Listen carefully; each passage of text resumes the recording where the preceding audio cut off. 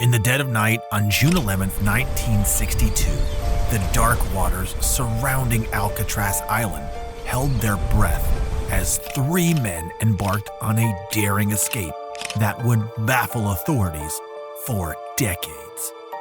This was no ordinary prison break. This was Alcatraz, the most secure prison in America, a fortress deemed inescapable. Yet, against all odds, Frank Morris, John Anglin, and Clarence Anglin slipped through its iron grasp, vanishing into the foggy expanse of San Francisco Bay. Their disappearance sparked one of the most extensive manhunts in history, raising questions that remain unanswered to this day. Did they survive? Where did they go? This is the meticulously planned, almost fantastical tale of their escape. Alcatraz Federal Penitentiary, often referred to as The Rock, was a maximum security prison located on Alcatraz Island, just 1.25 miles off the coast of San Francisco, California. Operational from 1934 to 1963, it housed some of America's most notorious criminals, including Al Capone and George Machine Gun Kelly. The prison's isolated location, surrounded by cold, swift currents and treacherous waters, made it seemingly escape-proof. However, the impossible was challenged on June 11, 1962, when Frank Morris, along with brothers John and Clarence Anglin, managed to execute a meticulously planned escape. They were assisted by another inmate, Alan West, whose failure to escape with them would lead to vital information about their plans and methods.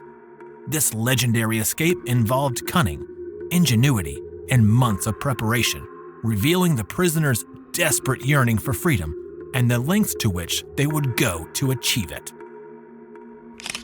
Frank Morris was no ordinary criminal, serving time at Alcatraz for bank robbery, burglary, and repeated escape attempts. He was known as the Houdini of Alcatraz, a brilliant, calculating man with a penchant for the impossible. Frank Lee Morris was the mastermind behind the escape. With a reported IQ of 133, Morris was known for his intelligence and resourcefulness.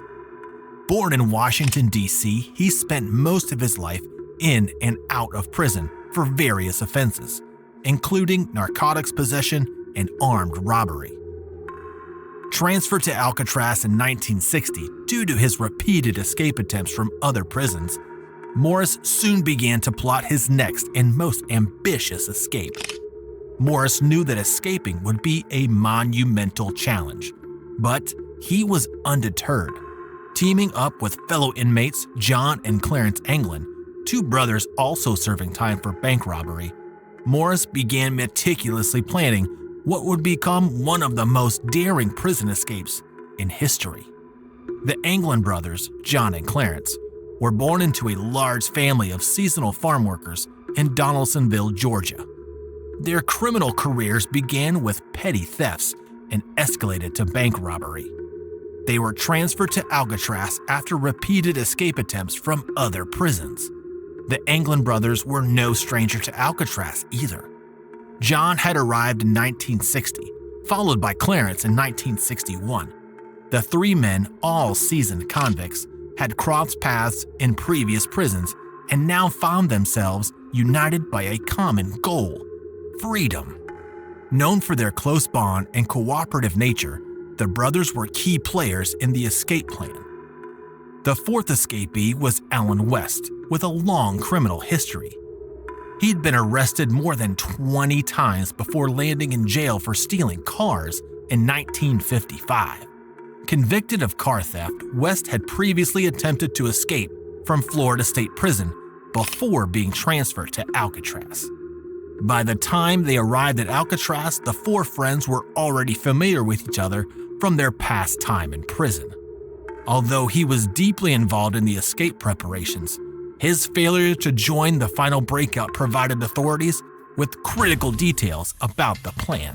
For 6 months from December 1961 to June 1962, Frank Morris and the Anglin brothers, John and Clarence, meticulously orchestrated one of the most ambitious escape plans in the history of American penal institutions.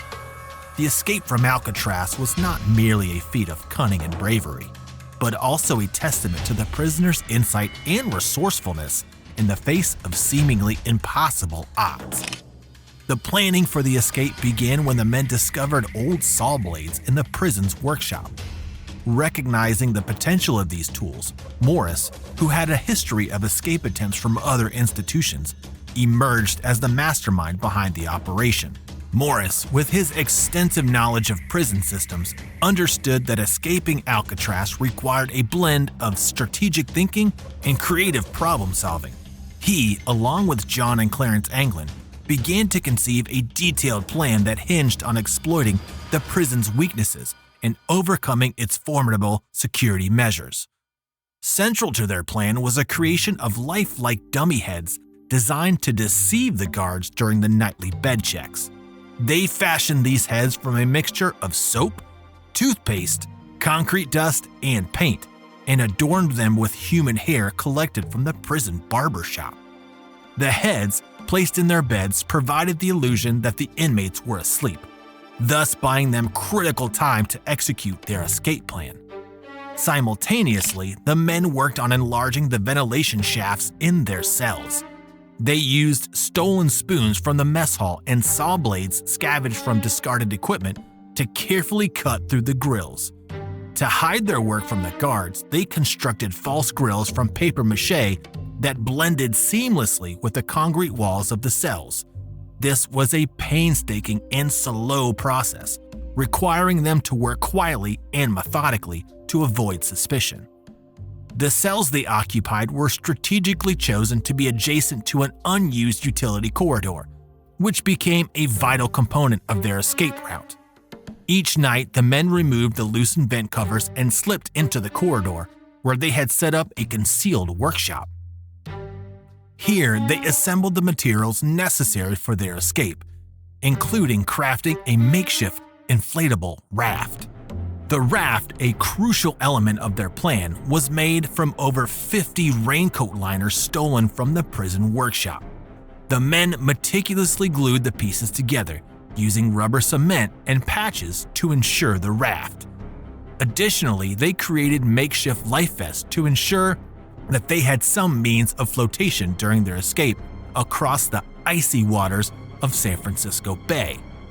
Expanding the raft proved challenging, and they made an air pump out of a musical instrument taken from the prison's music room to inflate the raft. As the plan progressed, the men also crafted a periscope from a length of metal tubing and a small mirror. This device allowed them to peek out of their hiding spots and check for any signs of guard patrols or other potential hazards.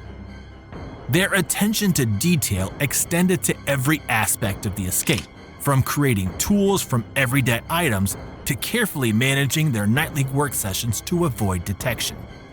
The escape plan capitalized on the strict but predictable routines of Alcatraz. Over several months, the prisoners improvised and meticulously planned each step, using tools fashioned from everyday items and working tirelessly to create a path to freedom.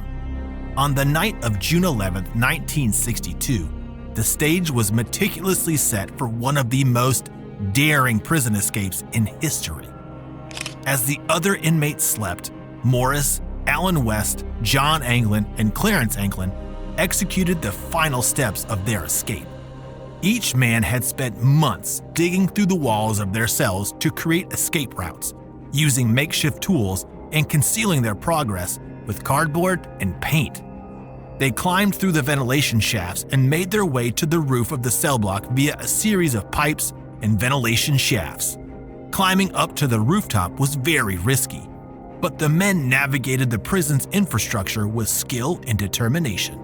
Despite the meticulous planning and resourcefulness of the group, the escape was fraught with obstacles. One significant setback occurred when Alan West was unable to complete his escape. West had also been part of the elaborate plan, but he encountered difficulties when the hole he had been digging in his cell became too small for him to escape through.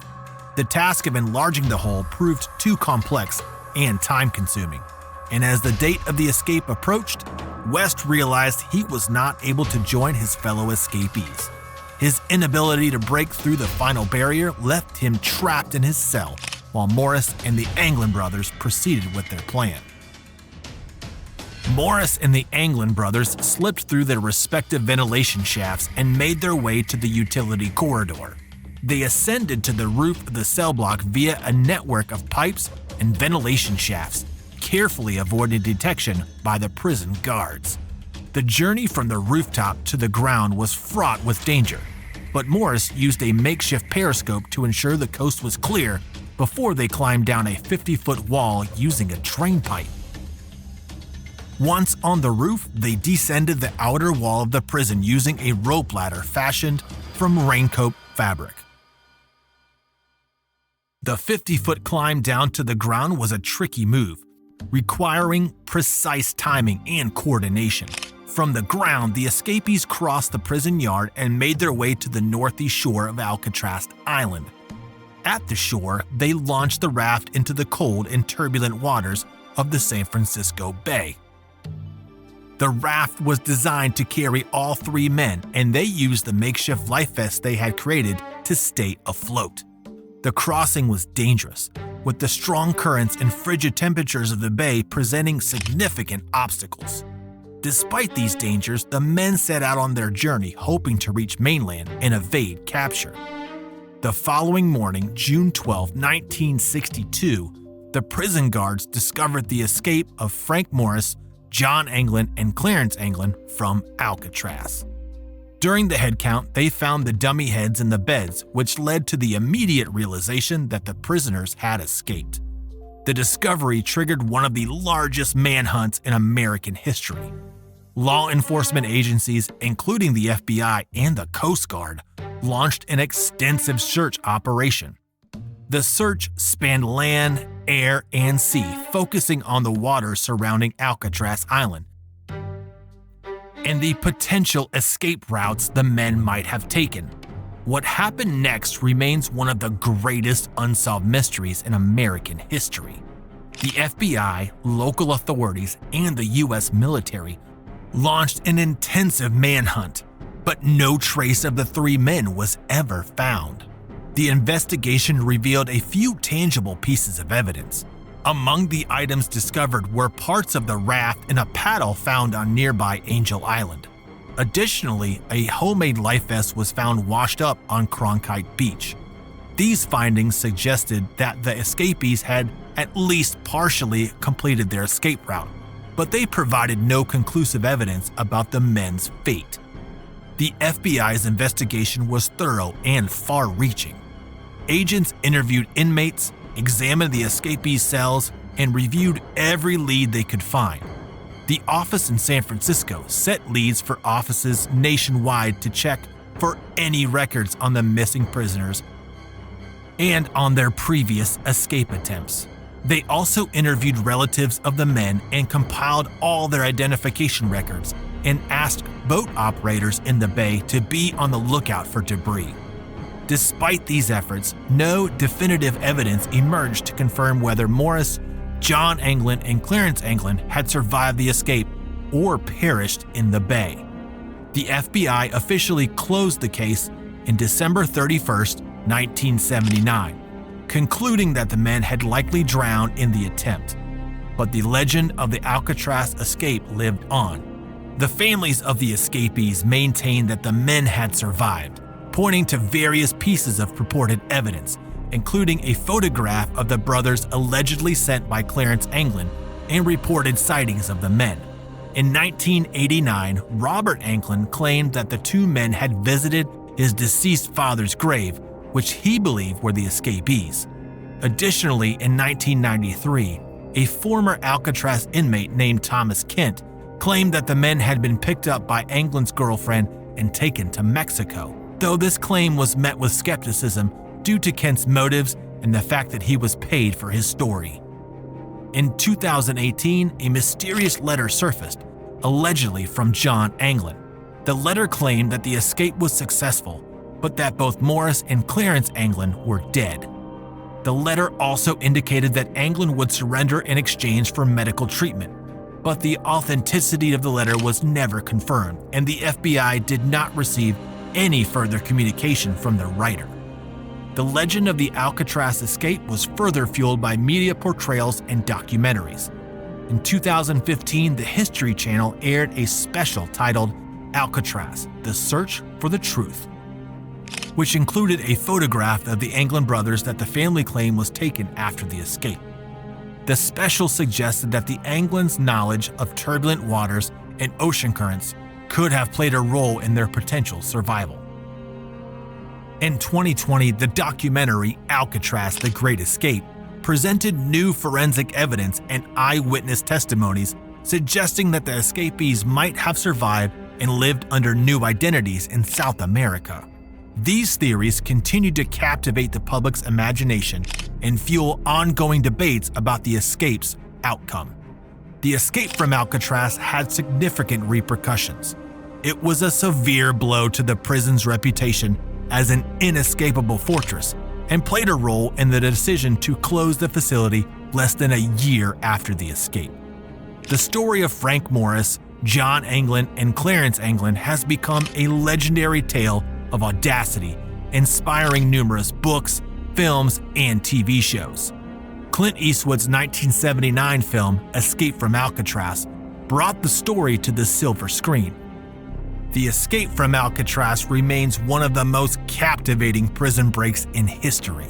The sheer audacity and ingenuity displayed by Frank Morris, John Anglin, and Clarence Anglin continued to inspire fascination and speculation.